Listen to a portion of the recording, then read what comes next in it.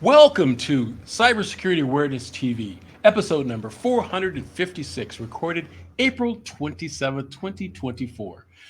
My name is Mac Jackson Jr., your professor, here to navigate you through the digital landscape. Gear up for the thrilling ride again, folks. Another thrilling ride every week on cybersecurity tips, news, and gain knowledge that you could use to protect yourself from the fastest growing crimes of the 21st century.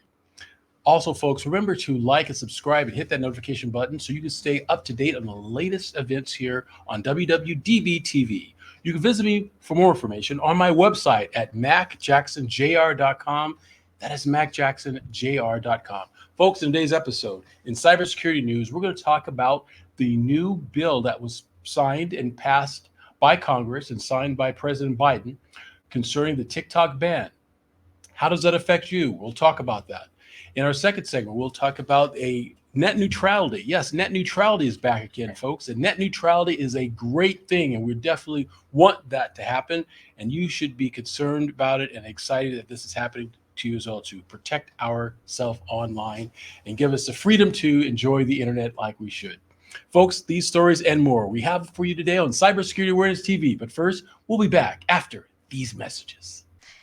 Introducing CS Now Staffing, led by yours truly, Laura Nowlin. As the founder and president, I bring over 17 years of expertise in sourcing for talent, building winning teams of professionals, marketing, and workforce development.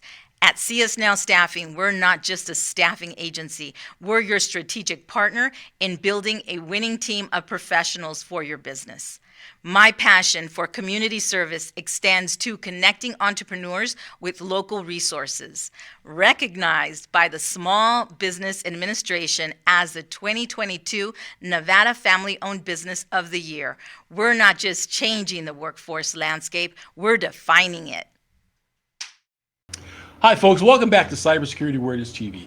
In a significant move this week, President Joe Biden signed into law a $95 billion foreign aid bill, including provisions to lead a ban on the social media platform TikTok. This decision underscores the escalating concerns over national security and data privacy issues associated with the app.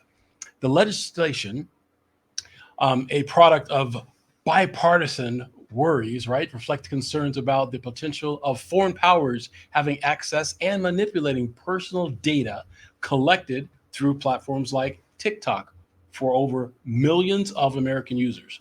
Lawmakers urge that this app involves data practices that could hold individuals in America hostage for their information and, of course, be involved in espionage as well. And we'll get into what that means for you. The bill passage has sparked a broader debate in the impact of such a ban, expressing digital innovations, while some advocates to this stringent measure show that it safeguards for data security. Others warn of the risk of digital economies and the persistence of the social media giant TikTok affecting TikTok business owners as well and their business. Business and technology and the advent of this type of technology are very, very concerned about the impact of this type of law and how it will affect commerce, people who do business online. The bill is used to let TikTok know and the investors that they need to sell the organization to an American company because it is owned currently by a company called ByteDance. ByteDance is a company that is influenced very, very strictly from the Chinese government. And having this information with TikTok can be national security. It was deemed national security about 2 years ago or more. And that's something of major concern. We have more in the story I'd like to share with you coming to us from WYFF News 4. President Joe Biden signs a $95 billion foreign aid bill that sends assistance to several U.S. allies, including Israel and Ukraine.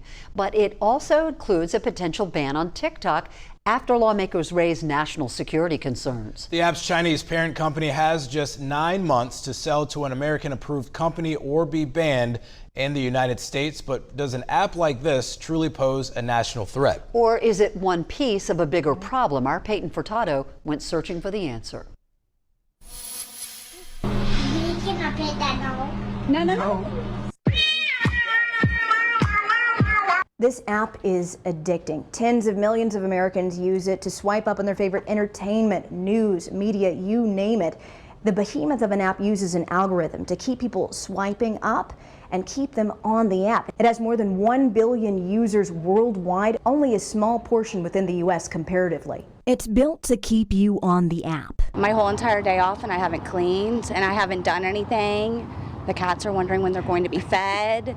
I'm like, just one more video. Showing you everything from the latest trends. We like it. I like doing the dances on there. To the latest news. I think it's a softer way to receive information. By gathering information on you. It's just kind of scary to know like how much information they could know about me, and I don't even know that it's getting out there. And TikTok is not alone. If you're online, your information most likely is as well. Truth be told, I think a lot of information about us can be bought, but I think the highlight here is that the Chinese government could have unfettered access. So why is that a problem? Foreign agents could use that information. Whether they're to distribute misinformation, intentional disinformation campaigns, especially in this year where we're heading into a presidential election year, embarrassment or other sorts of compromising activity that could easily be used to sort of influence what those leaders do or say. That happens all the time. ByteDance has 9 months to either sell the app to an American-approved company or it will be banned within the U.S. And even if it does sell to an American-approved company, Xu says it's just going to be under new management. They're going to continue to gather our information. It's just not going to be by the Chinese government or a Chinese-based company. Live in Greenville, I'm Peyton Furtado for WYFF News 4.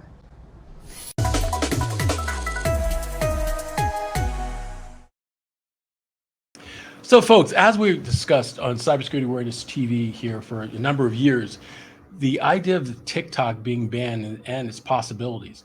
And the reason why, folks, because the idea of weaponization of information.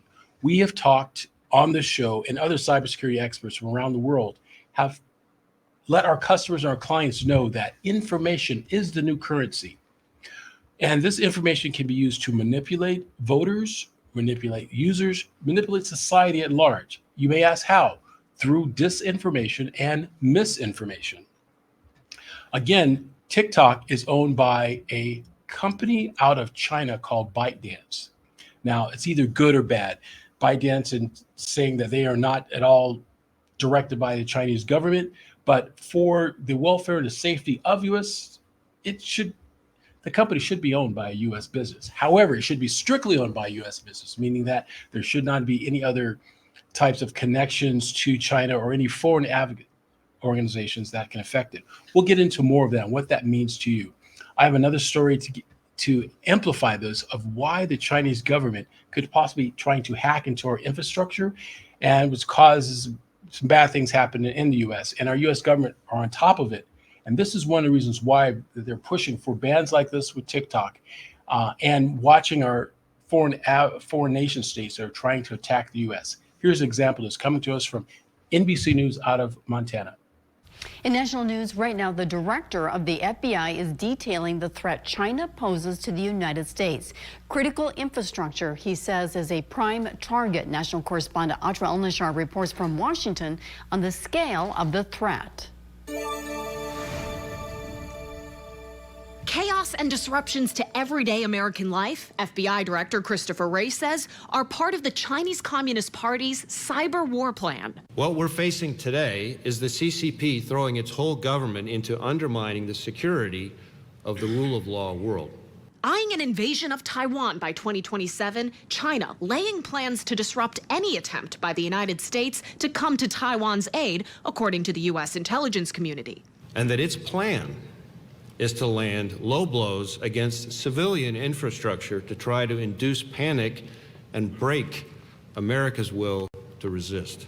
hacking water treatment plants, transportation systems, energy grids. Ray says it's all fair game in the eyes of the CCP. Outside the federal government, some experts are skeptical there's sufficient evidence to justify Ray's level of alarm. I would like to see, for example, a group of kind of neutral academics, including some skeptics maybe, who could look over this evidence and judge it a little better. Lyle Goldstein, director of Asia engagement at the think tank Defense Priorities, agrees a conflict between the U.S. and China is possible, but says there's a danger in overhyping the cyber aspect. If we have finite resources, should we spend more resources on, building torpedoes and frigates and less on worrying about, that China is going to disrupt some of our infrastructure? The FBI says so much comes down to the private sector, which owns the vast majority of the nation's critical infrastructure. Their cyber defenses, contingency plans, and coordination with the government. Director Ray also sharing what keeps him up at night. What is the thing that we just haven't had the time to imagine? Anxiety can be felt across Washington. What would be attacked? Who would be hurt? How would the U.S. retaliate? And what would it mean for a conflict or war between the United States and China? On Capitol Hill, I'm Atra El-Nashar reporting. We want to know what you think. Are you concerned about a Chinese cyber attack on critical U.S. infrastructure? Just scan the QR code on your screen right now or visit NBCMontana.com/question. Okay, folks, so let's get into more of what this means by misinformation and disinformation. These are tools to influence public opinion. Disinformation and misinformation are the false and misleading spread of information, intentionally or unintentionally. Nation states may deploy disinformation deliberately to deceive, manipulate public opinion, and support, geopolitical goals or destabilize nations, right? Misinformation, while it's also false, can often spread into malicious intent, yet still swaying public opinion with false pretenses. Both of these are corruptible within any institution and moral societies. These are things that we all should be aware of. Now, there's some things that you could do to protect yourself from this, and that is something that we have learned back in school, folks, and that's to use critical thinking.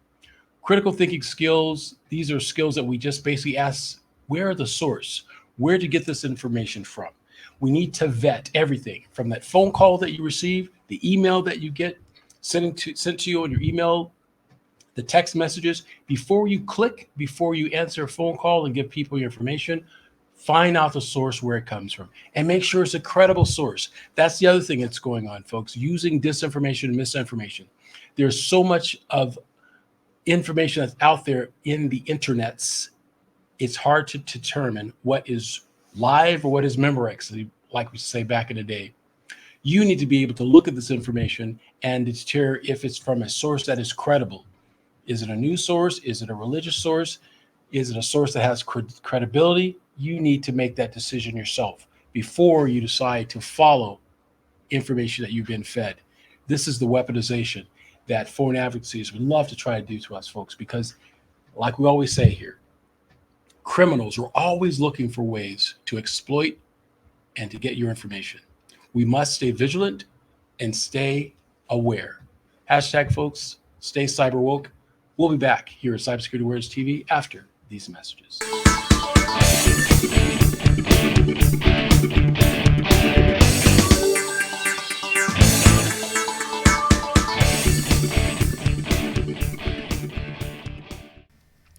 Hello, folks. This is Mac Jackson Jr. from Vanderson Cyber Group.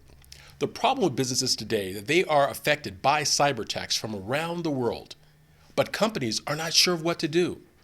Normally, they are reactive instead of proactive. But folks, cyber attacks can affect your bottom line and will affect you financially, legally, and your business reputation.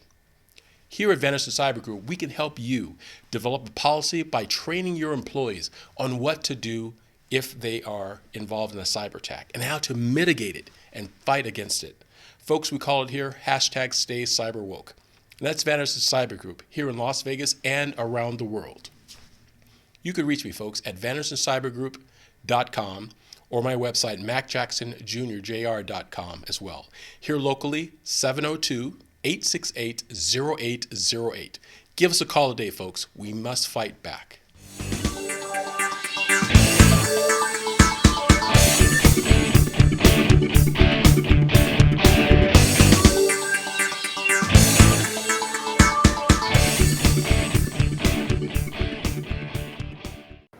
Hi, folks. Welcome back to Cybersecurity Awareness TV. I'm your host, Mac Jackson Jr. In this segment, we're talking about net neutrality. It's in the news this week, folks, and it's coming back very, very strong with a bang. Those of you who do not know about net neutrality, folks, net neutrality stands for the freedom of the internet access to everyone. And we'll get into more of that, what this means. As the Federal Trade Commission looks at this important issue of fairness on the internet, this law is called net neutrality. It's a regulation to ensure that internet service providers cannot discriminate by favoring certain content over others. These rules are not just about maintaining an even playing field, but also fostering a digital environment where online services and small startup companies to large companies all have an equal opportunity with each other on the internet. This is really interesting, folks. What this means is a small mom and pop shop online with their www website has the same power as Apple.com, which is the biggest corporation in the world. It's fairness, and it should be, because technology doesn't care, folks. The upcoming FCC vote is not just a procedural step to serve the amendment that will significantly impact the future of broadband access and privacy across the United States, but it reinstates net neutrality rules that were taken away by the president before Joe Biden.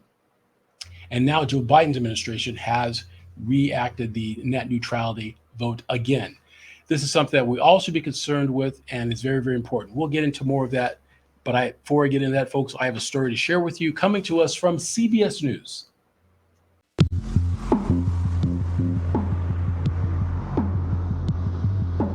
Imagine if when you plugged in your toaster, you paid a different bill than when you plugged in a coffee maker into the very same outlet. Electricity prices are not determined by how you use it, and neither should the cost of the internet. At least that's what proponents of net neutrality say, that a company that owns an internet provider and studio shouldn't be able to make it easier to use the internet to watch their shows and harder to watch the competition's. Those rules meant to level the playing field were removed during the Trump administration. Now the Federal Communications Commission has announced it will vote later this month on whether or not to reinstate them. Christopher Sprigman joins me now. He's a professor at NYU Law School. Chris, thank you so much for being here. John, thank you. Tell me, is that analogy right? Did it work? And how much of an issue is net neutrality? So I'm a law professor. We teach using analogies, but I don't like them that much. I think the direct explanation is actually pretty helpful, which is imagine your cable company has a video on demand provider. They have their own video on demand business.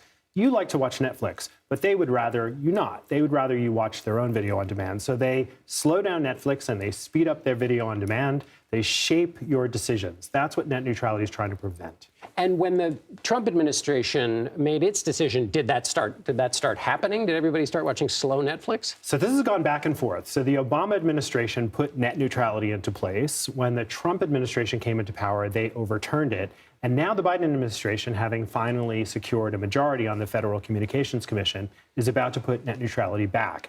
Now, what they are doing here is really a little bit different, because net neutrality on the state level has prevailed. So California, for example, has net neutrality. That battle is more or less solved. And what the FCC is trying to do is put in place rules, including net neutrality, that allow them to nationalize and then further regulate the provision of broadband in order, for example, to protect our data when we use broadband. And what is the argument for doing away with net neutrality, and who makes it? So the argument's mostly made by the cable companies, and they say, look, if you prevent us from discriminating, this deprives us of incentives to invest in expanding our networks. That's never been that, to me anyway, that persuasive an argument. In the UK, we have a much more aggressive form of net neutrality. In fact, we have a competitive regime where different businesses can rent access to the network and compete for your business. That hasn't suppressed investment incentives at all. So Is their argument that the investment incentives come from the fact that they will indeed throttle, access to certain kinds of entertainment in their pipe? I mean, if that's their argument, look, they already have a lot of market power. In fact, most Americans have a choice of maybe two, some even one provider. So they already can take a lot of money out of your pocket. The thought that they need to take even more money out of your pocket to favor their services and disfavor others seems to me a bit of a stretch. If I'm watching us talking right now and it's coming in through the internet, what do I have to keep in mind as this goes forward? I mean, if I live in California, it's already taken care of. It doesn't matter, right? Right. So the idea is to have people all over the country have the same rights as people in California.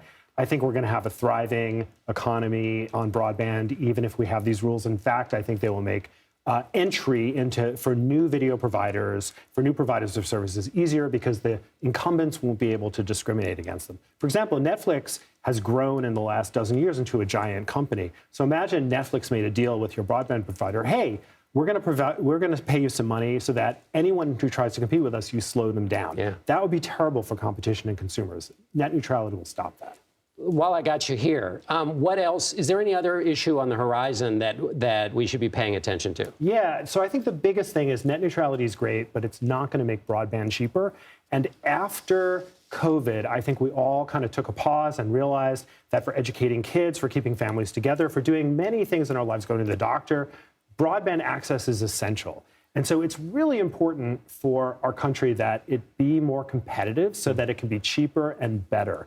Most Americans, as I said, have very little choice, maybe two, maybe one.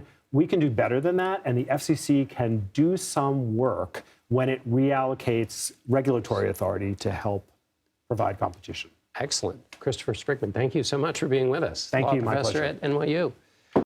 Folks, as this critical vote approaches, it is the responsibility of the FCC and the public to understand the stakes that are involved. The reinstatement of net neutrality rules will determine the very fabric of the internet landscape, impacting everything and everybody from the economy, economic growths, and the fundamental rights of internet users.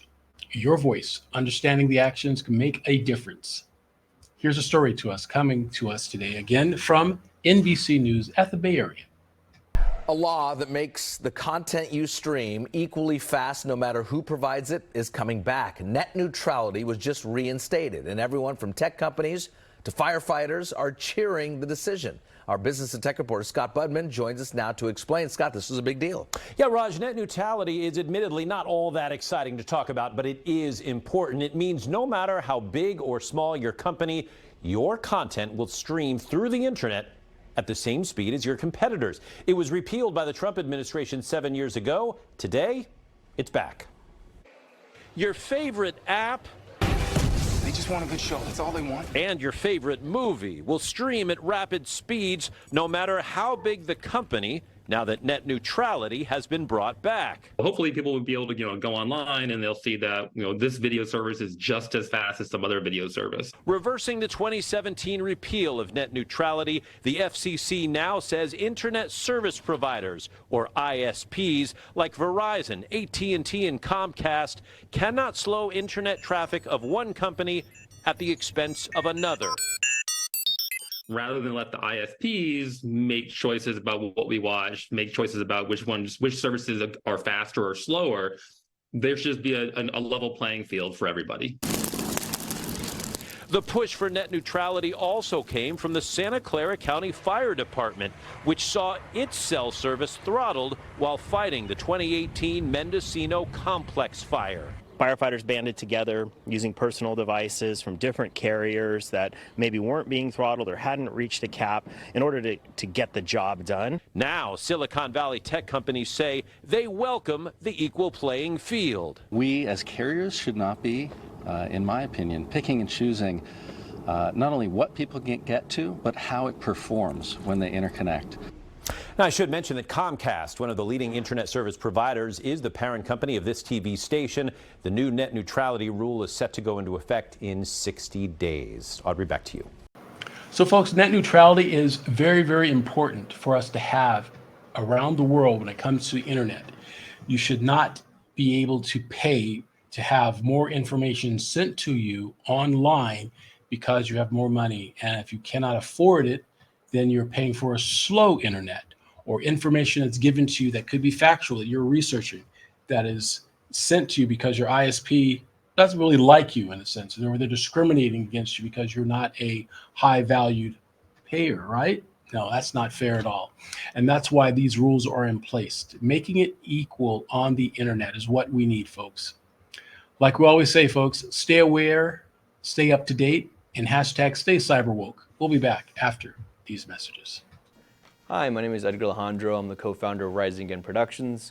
So we've been here in Vegas producing films for the past couple of years, and we've seen our fair share of studios. We've worked in our fair share of studios, and to be honest, WWDBTV has been our favorite by far. John is so welcoming. The space is wonderful. It's perfect for what we need. We've had rehearsals here, we've had callbacks here, we've had table reads here. So if you're a Vegas creative, or really just a creative coming into Vegas, definitely check out this space, chat with John. I think you'll find that this studio has everything that you'll need as well.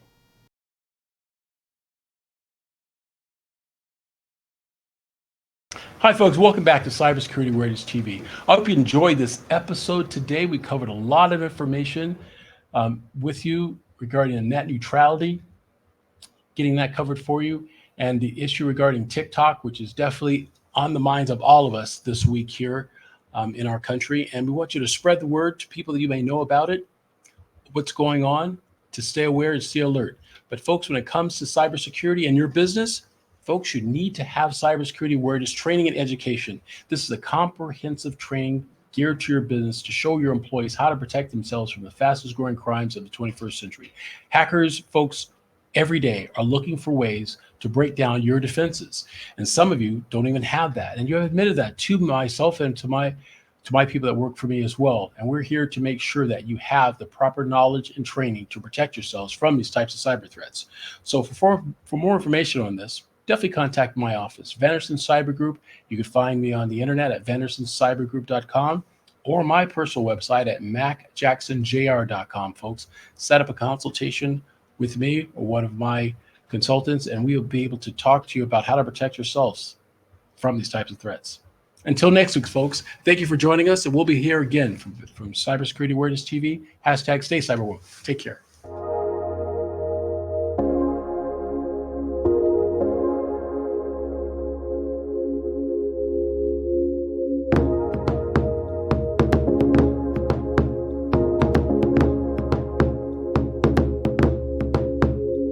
you